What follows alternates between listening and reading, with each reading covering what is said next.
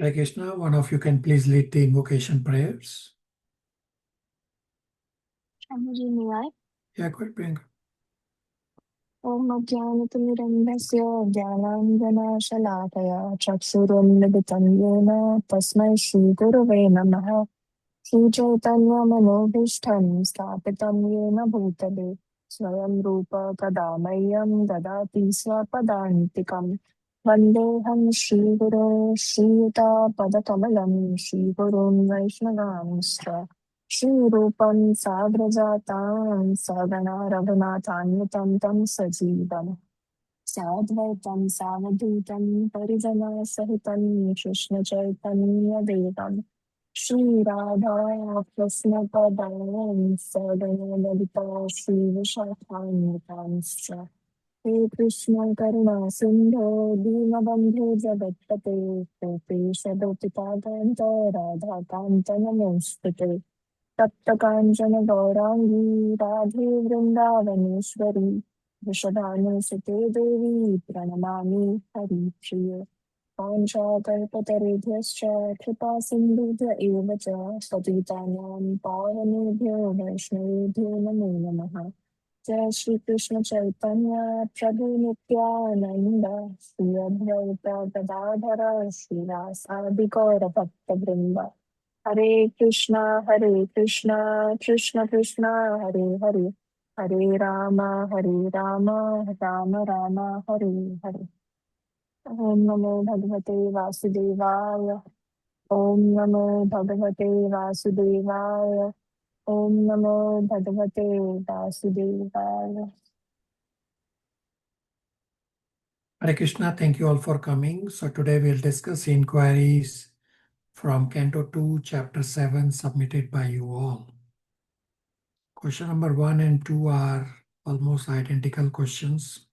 Question number 1 from Bhagavad Gita 10.11 says, but even if a devotee does not take advantage of their literatures or of his spiritual master, if he is sincere in his devotional service, he is helped by Krishna himself within the heart. The question is, if someone is not taking advantage of his spiritual master, how is he still doing sincere devotional service? Because the spiritual master is representative of Krishna himself.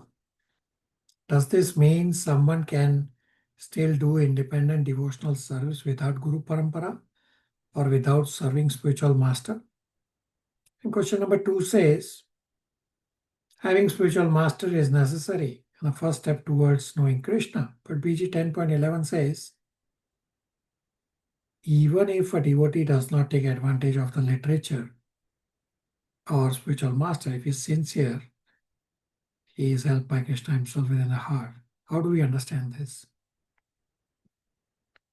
So Nectar of Devotion, chapter 17 and 18 on Bhava Bhakti describes that there are two ways to reach Bhava Bhakti level. So those of you who were in a couple days back Nectar of Devotion class, we already discussed this part about initiation and spiritual master. So the two ways to reach Bhava Bhakti level are, one is by Vaidhi Sadhana Bhakti and or Raganuga Sadhana Bhakti. And the second is by special mercy of Krishna or Krishna's devotee. So Srila Prabhupada says, achieving Bhava Bhakti by mercy alone is not common. One who expects to achieve Bhava Bhakti level by mercy alone is like one who expects to complete college not by studying hard, but by getting an honorary degree. So it is possible to be at the Bhava Bhakti level by mercy alone, but this is very rare. Srila Prabhupada's instruction for all of us is do not wait for mercy. Rather, endeavor on Vaidhi Sadhana Bhakti and or Raganuga Sadhana Bhakti. Yes, mercy is of course required, but you don't have to wait just on mercy alone. Approaching a bona fide spiritual master is absolute necessary. So Nectar of Devotion, Chapter 6, has 64 items of devotional service to keep body, mind, and soul occupied in Krishna consciousness 24 hours. The first 5 items of the 64 items are on spiritual master and getting initiated. So initiation is second birth or birth of a soul. Therefore, upon initiation, the disciple gets a spiritual name. So spiritual master is absolute mandatory, at least for those who are conditioned like me. So here's an action item for all of you. The devotees in the other batch already heard this and going to hear it again. So I request 100% of you virtually present, as well as those who will listen to the recording, to please have an offline discussion with me within the next 2 to 4 days about the need for spiritual master. If you are chanting 16 rounds right now, that is super excellent. And even if you are not chanting 16 rounds, still approach a bona fide spiritual master. I've given my example multiple times that I used to chant 16 rounds for many years. And then one misery after other misery in the material world, I kept dropping my number of rounds till it went all the way to 0. Yes, I'm not joking. From 16 rounds, I went down to 0 because of material miseries. And the day I reached 0, that's the day I took shelter. Because I realized that this is not possible by me alone. I need help. So whether or not you are ready to approach a spiritual master does not matter. Have an offline conversation with me within the next 2 to 4 days. Whether or not you have had prior discussion with me on this topic does not matter. 100% of you, please have an offline conversation with me in the next 2 to 4 days. And even if you are not ready for initiation, still approach a bona fide spiritual master to take the spiritual master as a Siksha Guru so that the spiritual master can guide you. So this is an action item for all of you. It's not optional. Within the next 2 to 4 days, have a conversation with me immediately. Is that doable by everybody?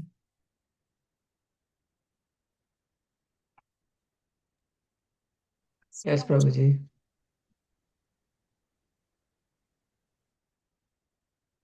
Yes, Prabhu. Yes, Prabhuji. Hare Krishna. Yes, Prabhuji. Thank you. Question number 3. What is the most important sign that someone is actually progressing spiritually, not just becoming scripturally knowledgeable? The sign of advancement in Krishna consciousness is that devotee is losing taste for material activities. We'll read Bhagavatam 3.32.34 to 36, translation in the 4th paragraph, which explains the 2 symptoms of Bhakti Yoga process are attachment to Krishna and detachment from material world. So let's first read. I'll bring up on screen.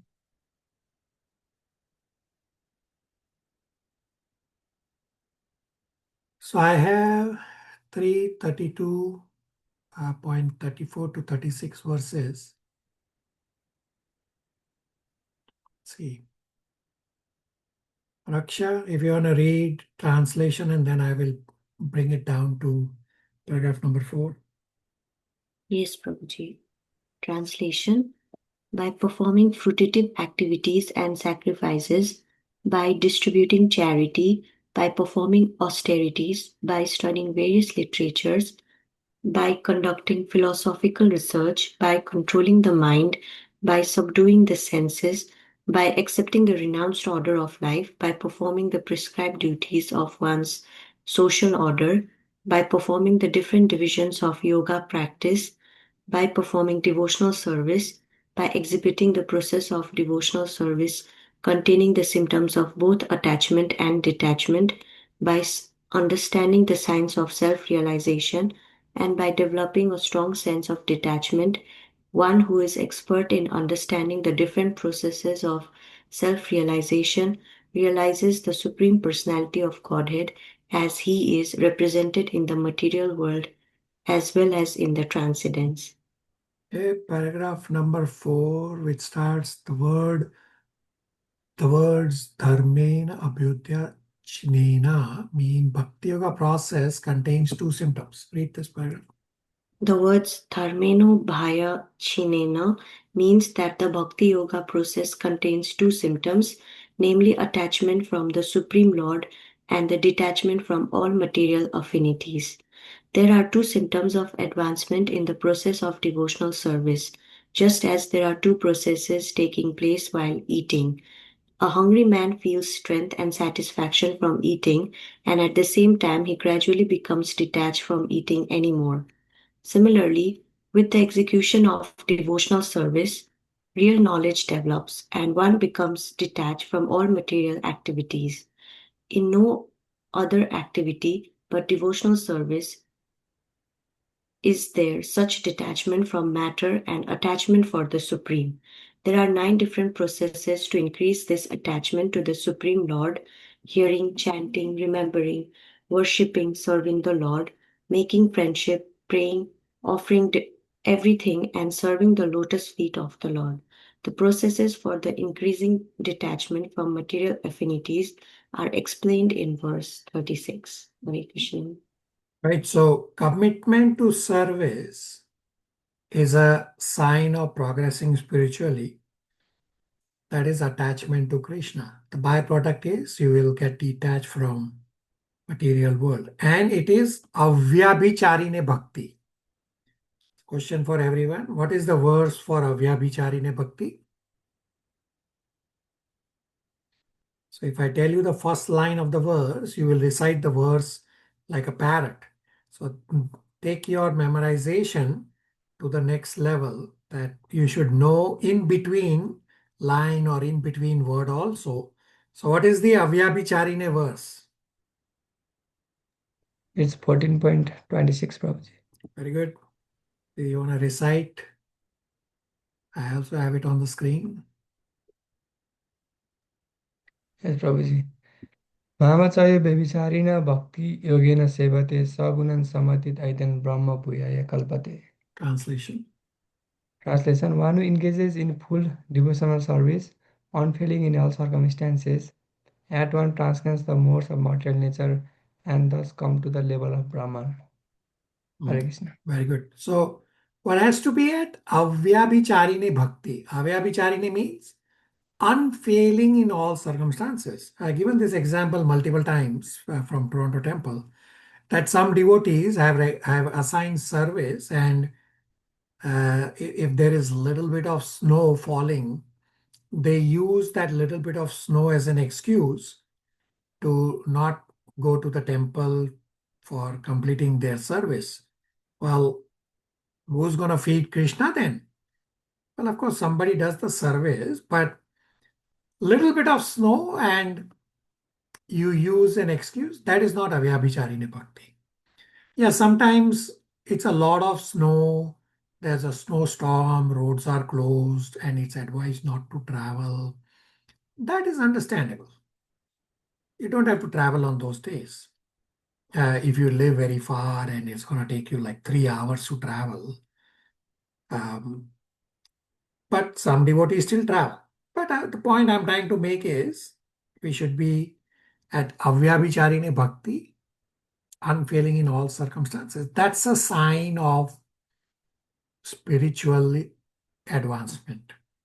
So summarizing, attraction to Krishna, losing taste for material things, and commitment to services, unfailing in all circumstances. are clear signs of progressing spiritually. Does that answer the inquiry?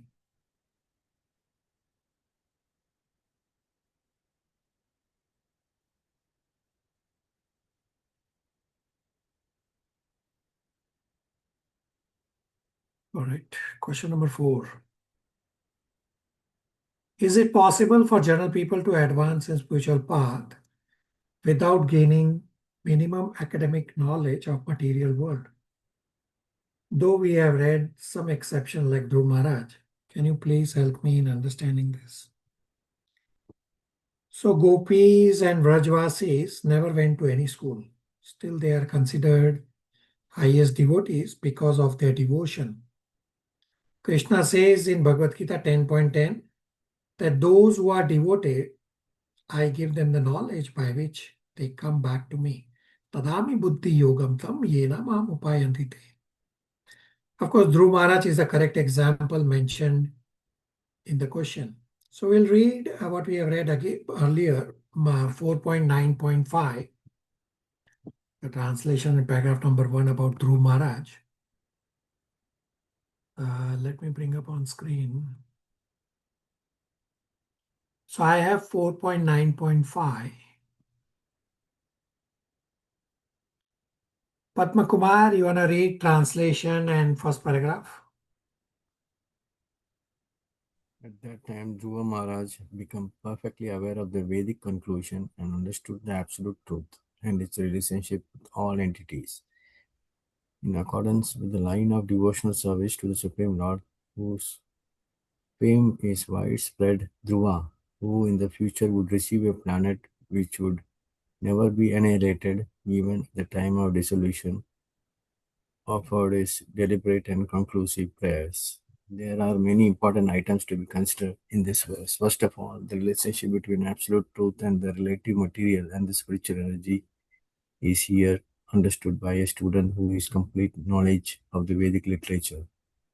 Dhruva Maharaj never went to any school or academic teacher to learn the Vedic conclusion, but because of his devotional service to the Lord, as soon as the Lord appeared and touched his forehead with his counsel, automatically the entire Vedic conclusion was revealed to him. That is the process of understanding the Vedic literature. One cannot simply understand it simply by academic learning. The Vedas indicate that only to one who has unflinching faith in the Supreme Lord as well as in the spiritual master is the Vedic conclusion revealed. Right. So as soon as the Lord touched the conch shell on the forehead of Dhruv Maharaj, all Vedic conclusions were revealed to him. Dhruv Maharaj at this time was 5 years old. He has never gone to any school. But still, he after this, he goes on to recite beautiful prayers. And this is what Prabhupada says. This is the process for understanding Vedic literature. One cannot understand simply by academic learning. Now, there are two paths. If somebody has devotion, like the gopis and Vrajvasis, they don't need to worry about scriptural study. Krishna reveals everything from within. And somebody like me, where I don't have a lot of devotion, so to establish a footing on the path of bhakti, I need to study scriptures. Why am I doing this? So both paths are valid paths. And further, if you actually read Bhagavad Gita chapter 13, Krishna also gives the two paths. So in 13.25, Krishna says that those who are knowledgeable on the spiritual knowledge path, they can follow the karma yoga or the jnana yoga, ashtanga yoga path.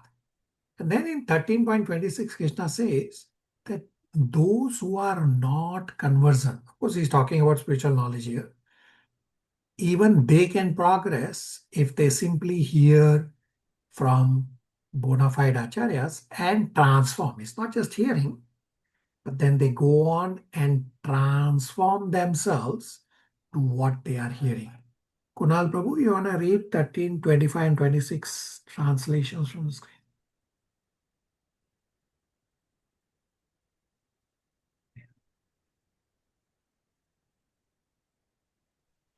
Yes, Prabhuji, give me a minute. Text 25. Some perceive the super soul within themselves through meditation, others through the cultivation of knowledge, and still others through working without fruitive activities. 26. Again, there are those who, although not conversant in spiritual knowledge, begin to worship the Supreme Person upon hearing about him from others. Because of their tendency to hear from authorities, they also transcend the path of birth and death. Hare Krishna. Very good.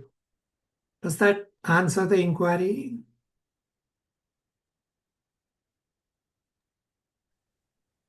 Prabhuji, Hare Krishna. Hare Krishna. Am I audible? Yeah, go ahead, Prabhu. Actually, yes, it is totally clear. But thing is that ISKCON as an institution, they are also running some Gurukul. I have seen it there at Mayapur. The small boys are coming, they are getting the knowledge of usual academic things. And then they are, I think that is the base for doing the spiritual activity. It is like that for the mass people. So as I said, there are multiple paths one can follow. Yes, Gurukuls are also available all over the world, where children from very young age are taught largely on the spiritual subject matter, so that when they grow up, they are well trained. So Prahlad Maharaj in Srimad Bhagavatam Canto 7 has said that one should start studying this Bhagavad Gita and Srimad Bhagavatam scriptures from the age of 5 or even earlier. So those who can go to Gurukul, by all means go to Gurukul. Others, those who have devotion, Krishna reveals, or somebody like us, how we are studying. So there are various paths one can follow, and one can choose what works best for them. Path Prabhu. Hare Krishna Prabhuji, understood. Okay. Question number 5. The mention of Horika or burning of an effigy during Holi from Bhagavatam 2.7.33. I'm not aware of it. I thought Holika Dhan done during Holi referred to Prahlad Maharaj's pastime, where his aunt wanted to burn him. Please, could you clarify? So now you know that this is an additional point of Horika. So you will soon get the recording for Bhagavatam Canto 10, Bhagavatam Canto 2, Chapter 10. Canto 2, Chapter 10 is titled Srimad Bhagavatam is the answer for everything. So now you know additional points that we have never heard of. Last question for today. What specific warning does Srila Prabhupada give in the purport 2.7.50 to 53 regarding the nature of Lord's activities? So in 2.7.50, Srila Prabhupada says, do not blame Krishna for the miseries of material world. Example given is that king cannot be blamed for prison house in the state or country. If one does not follow the laws, then he has to go to jail. This is the choice of the individual person. Similarly, those who are rebellious to the Lord or want to enjoy separate from Krishna, then they are sent to the material world jail. And the second point in 2.7.52, Srila Prabhupada says that we should preach Srimad Bhagavatam, but do not preach Srimad Bhagavatam to earn a livelihood. Therefore, Srimad Bhagavatam criticizes this so-called Srimad Bhagavatam Sapta, which are quite common in India. Bhagavatam is Nityam. 1.2.18 says Nityam Bhagavata Sevaya. And it's Sevaya, that you don't have to earn a livelihood from Bhagavatam. Those are the 2 points I would point out in terms of what Prabhupada is asking us to be careful about in these Canto 2, Chapter 7, verse 50 to 53. Does that answer the inquiry?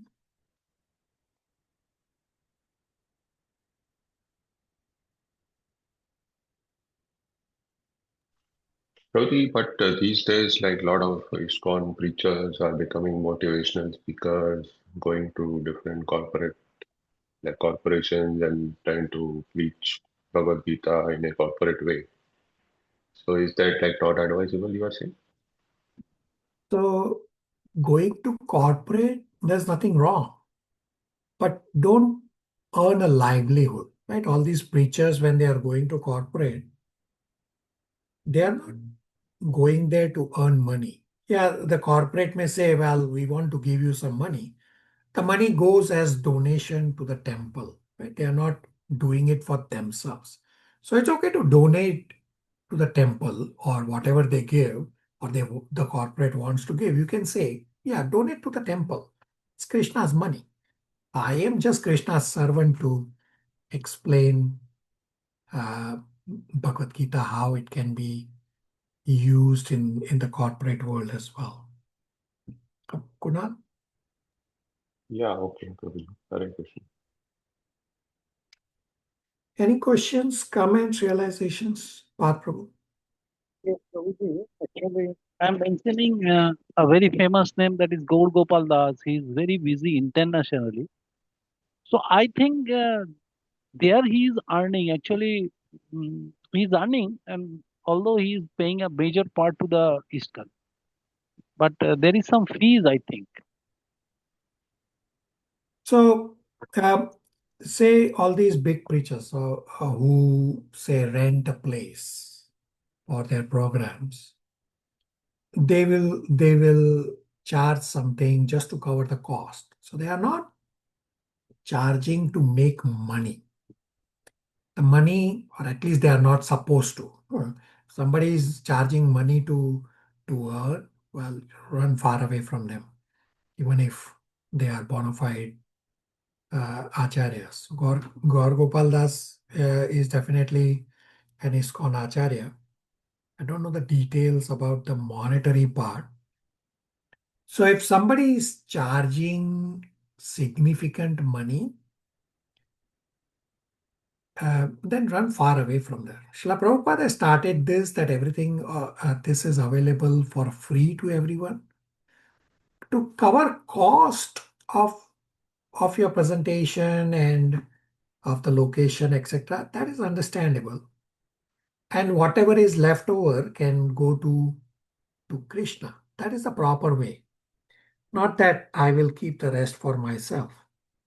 So if you recall, here in Toronto a few months back, that I had this accountants group who had organized a kirtan, and they were collecting Lakshmi from the attendees because the kirtan was organized in a hotel or a banquet hall. Well, then somebody has to pay the money for it. So the organizer had has a very nice relationship with me. So he was speaking with me on what to do with the money. So I said, whatever you collect, you pay for the cost of the banquet hall, etc., and rest you donate to Krishna.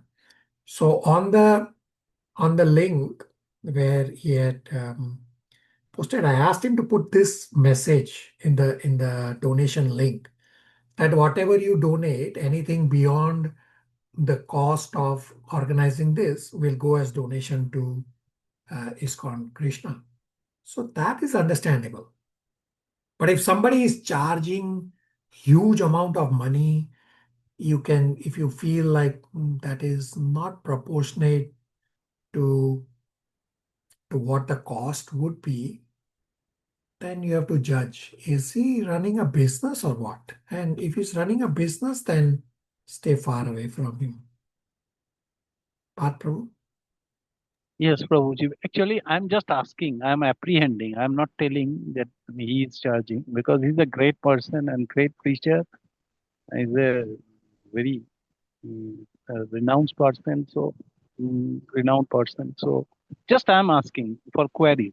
Yeah, understandable. So you have to judge according to time, place, and circumstances rather than blindly saying yes or no. Yeah, the principle I can explain what's there in the scriptures, and then you have to judge according to time, place, and circumstances. Follow me? Prabhuji, one query is that is it possible that in Kali Yuga we tend to judge very quickly or think and conclude very quickly? Because it happens to me, and at times when I go quickly, I make wrong conclusions. Yeah, it is possible. So therefore, we don't have to rush to Hmm. conclusions, right? So I always say that, say if you have to write an email, think before you hit send. Right? Just pause. Think about it. Do I really need to say or rush into saying what I have written? Think. Pause. So we have discussed in Bhagavad Gita chapter 14, the characteristics of the mode of goodness is thinking first and then acting. Versus the characteristics of the mode of passion is just acting and there's little to no thinking involved. So as long as you think first, pause, calm down, you don't have to come to conclusions just because somebody said something or just because you hear one thing. No, make an informed decision. Yes, thank you, Prabhuji.